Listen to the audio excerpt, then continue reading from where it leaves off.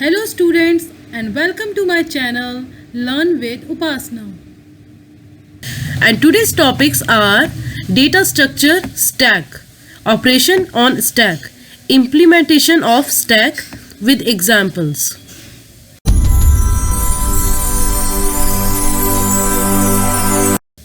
सो students आगे बढ़ने से पहले हम समझते हैं what is data structure. Data structure क्या होता है? A data structure is a particular way of organizing the data in a computer so that it can be use effectively. Simply data structure आप अपने कंप्यूटर में data को कैसे represent करते हैं, कैसे ऑर्गेनाइज करते हैं, उसे कहते हैं डेटा स्ट्रक्चर. डेटा स्ट्रक्चर की क्या नीड होती है, हम क्यों यूज़ करते हैं? Data structure provide a way of organizing and managing and storing the data efficiently. जो भी डेटा आप स्टोर करते हैं वो इतनी प्रॉपर वे में डेटा स्ट्रक्चर में स्टोर होता है कि जब भी उस डेटा को आपको दोबारा ज़रूरत पड़े तो आप उसे ईजिली रिट्राइव कर सकें. और डेटा स्ट्रक्चर की हेल्प से आप each and every data you can ट्रेवर्स, मतलब आप जो भी पर्टिकुलर डेटा आप ट्रेवर्स करना चाहते हैं, एक्सेस करना चाहते हैं, डेटा स्ट्रक्चर की हेल्प से आप इजीली उसे एक्सेस कर सकते हैं. तो फ्रेंड्स अब बात करते हैं डेटा स्ट्रक्चर. पाइथन में दो टाइप से डिवाइड किया गया है. First is built in data structure, next is user defined data structure. Built in data structure में हमने पढ़ा है लिस्ट, टपल, डिक्शनरी और सेट. आपने क्लास 11 में ऑलरेडी ये पढ़ लिया होगा. यूजर डिफाइंड डेटा स्ट्रक्चर में है stack, Q, tree, link list, hash map, graph. लेकिन जो हमारे सिलेबस में है उसमें हमारे पास सिर्फ एक ही डेटा स्ट्रक्चर है जो है स्टैक. तो आगे बढ़ते हैं. तो आगे बढ़ने से पहले हम बहुत शॉर्ट में समझ लेते हैं बिल्ट इन डेटा स्ट्रक्चर के बारे में. जो सबसे पहला है लिस्ट. लिस्ट क्या है? It is a collection of order data. Tuple, it is also a collection of order collection of data. And next set.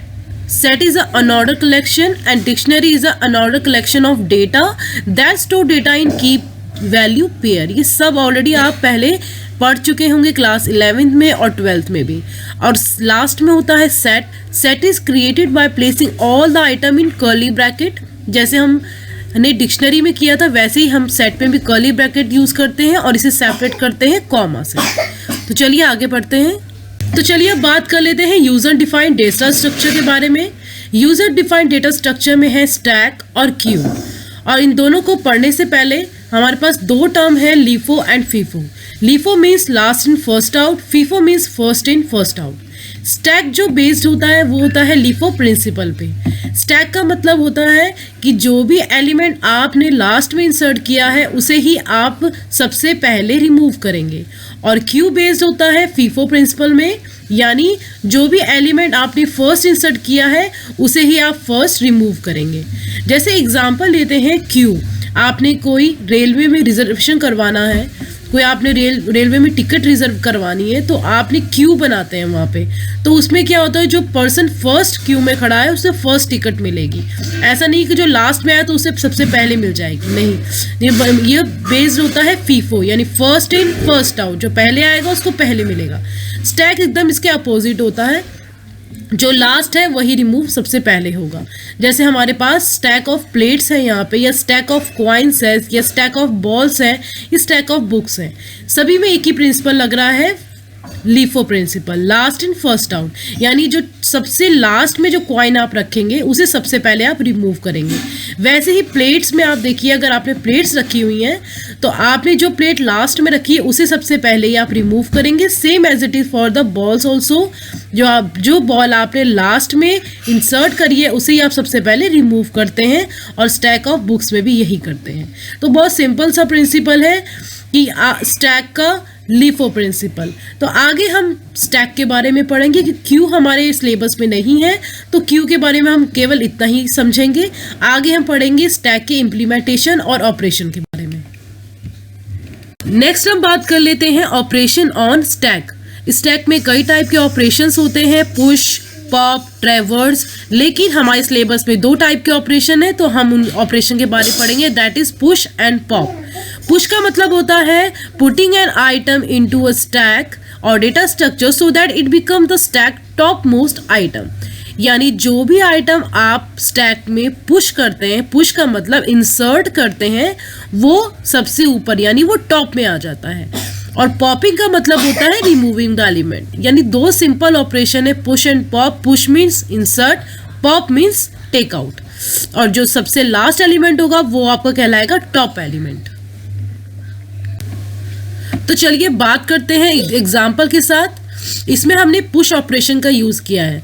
यहां देखिए स्टेप 1 में क्या है, जो स्टैक बना हुआ है 1 2 3 4 का, तो इसमें टॉप एलिमेंट क्या है 4। हमने स्टेप 2 में एक एलिमेंट इंसर्ट किया पुश ऑपरेशन की हेल्प से, नंबर 5। तो अब हमारे पास जो टॉप में आ जाएगा वो आ जाएगा 5। यानी पहले टॉप में 4 था, फिर उसके बाद हमने पुश ऑपरेशन से इंसर्ट किया एलिमेंट 5, तो अब हमारा टॉप में आ जाएगा 5। एक और एग्जांपल लेके चलते हैं। यहाँ पे मेरे पास स्टैक है 0 1 2 3 4, ये है एम्प्टी स्टैक। अब इसमें मुझे पुश किया है मैंने 2, तो यहाँ पे सबसे नीचे यानी 0 वाले इंडेक्स में आ जाएगा नंबर 2। अब नेक्स्ट में मैंने पुश किया है 4, तो यहाँ पे पुश ऑपरेशन की हेल्प से 4 नंबर इंसर्ट होगा, तो टॉप में आ जाएगा 4। सेम वे पुश 6, तो टॉप इज 6। पुश 8, तो टॉप इज 8। पुश 10, तो टॉप 10। एक लास्ट कंडीशन होती है, अगर आपके स्टैक में स्पेस नहीं है, मैंने यहाँ पे स्टैक दिया है 5 बॉक्सेस वाला, बट अब इसमें स्पेस नहीं है, तो आप इसमें क्या कंडीशन आ जाएगी, स्टैक ओवरफ्लो। क्योंकि अब इसमें स्पेस नहीं है तो पुश 12 इसमें इंसर्ट नहीं हो सकता है। नेक्स्ट बात करते हैं पॉप ऑपरेशन के बारे में। अब ये मेरे पास स्टैक है जिसमें कुछ एलिमेंट्स है TAVAJ। ये स्टैक में जो सबसे ऊपर वाला टॉप वाला एलिमेंट है T। अब मैंने इसमें से रिमूव किया पॉप ऑपरेशन की हेल्प से, मैंने जो सबसे ऊपर वाला एलिमेंट है T उसे रिमूव कर दिया, तो अब यहाँ पे टॉप हो जाएगा A। बहुत सिंपल, इसका कोई बड़ा इसमें लॉजिक नहीं है कि जो आप ऊपर वाला एलिमेंट अगर आपने पॉप कर देते हैं पॉप ऑपरेशन की हेल्प से, तो आपका जो टॉप में आ जाएगा वो आ जाएगा A। अब हम लास्ट में पढ़ते हैं implementation of Python stack. Stack का इम्प्लीमेंटेशन करने के लिए हमने 2 ऑपरेशन यूज करने हैं, पुश एंड पॉप। लेकिन एक बात ध्यान देने वाली है कि जब भी आप स्टैक में कोई इम्प्लीमेंटेशन कर रहे हैं पाइथन की हेल्प से, तो वह हम पुश फंक्शन की जगह अपेंड यूज करेंगे। आपने शायद पहले पढ़ा होगा, जब भी हम कोई भी लिस्ट में इंसर्ट करते हैं कोई एलिमेंट, तो हम वहाँ पे अपेंड फंक्शन का यूज करते हैं। अपेंड का मतलब इंसर्ट करना कोई नया एलिमेंट लिस्ट में। तो यहाँ पुश में भी हम वही करते थे, नया एलिमेंट इंसर्ट करते थे, बट हम यहाँ पे अपेंड यूज करेंगे, और पॉप एलिमेंट हम करेंगे रिमूव के लिए। तो चलिए एक प्रोग्राम से समझते हैं।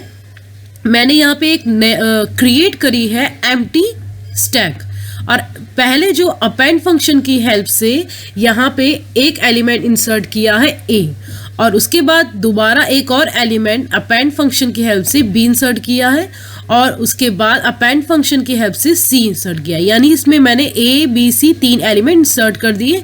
तो जब मैं इसे प्रिंट कराऊंगी तो मेरे पास आ जाएगा A B C। क्योंकि मैं लिस्ट में इम्प्लीमेंट कर रही हूँ, सो ये लिस्ट की तरह बन के आ जाएगा माई स्टैक में।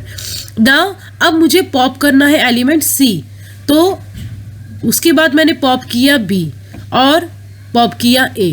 तो जब आप C पॉप करेंगे, उसके बाद अगर आप इसे प्रिंट कराएंगे, तो आपके पास माई स्टैक में बचेगा A और B। फिर आप जब B को पॉप कराएंगे तो बचेगा आपके पास A और C, और जब आप A को पॉप कराएंगे तो आपके पास बचेगा B और C। और एक और देख लेते हैं, अगर इसमें 3 ही एलिमेंट है और 3 एलिमेंट मैंने तीनों पॉप करा लिए हैं, तीनों हमने रिमूव कर दिए हैं, उसके बाद ये दोबारा से एम्प्टी स्टैक बन गया है, और अब मैं दोबारा इसमें पॉप ऑपरेशन यूज कर रही हूँ, तो ये हमें क्या देगा, ये हमें देगा एरर। ये बताएगा कि अब आप इसमें से पॉप नहीं कर सकते because it is a empty list. तो आई होप आपको समझ आया होगा, और कोई भी डाउट के लिए आप कमेंट सेक्शन में कमेंट कर सकते हैं। Thank you for watching. Please like, subscribe, share and press the bell icon.